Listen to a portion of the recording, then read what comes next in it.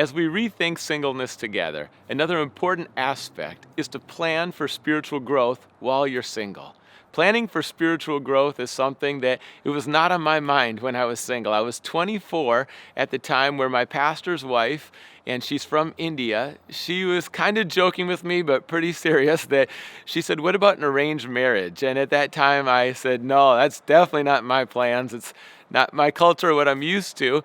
And she said, "Well, if you're not married by a certain age, how about I can arrange a marriage?" And I thought to myself, well, I better make this number big because I don't want to have that happen.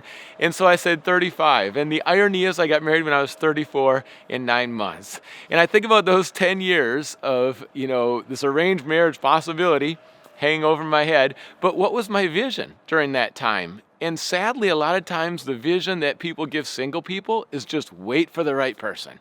That's all you do. You just wait for the right person. And I see a very different picture in the Bible of so much more and a compelling vision than just waiting for the right person. And the reality is when you get married, 1 Corinthians 7 talks about it, that life's going to become more complicated, and also with marriage, there's lots of troubles.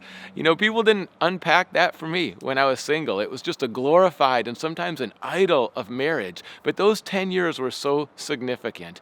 And being single, there's a lot more freedom. There's a lot more opportunity. Accountability is important.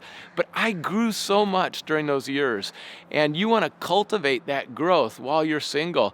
And it's important, too, not to take that time for granted or think it's a waste of time, but instead make the most of those opportunities. And I look back and I was able to do so many things during those 10 years that I'm not currently able to do married with lots of kids now. So enjoy that season, but have a plan for your spiritual growth and make sure that the vision is far more than just waiting around for the right person to show up. Let's live for Jesus, and that singleness is a gift from the Lord.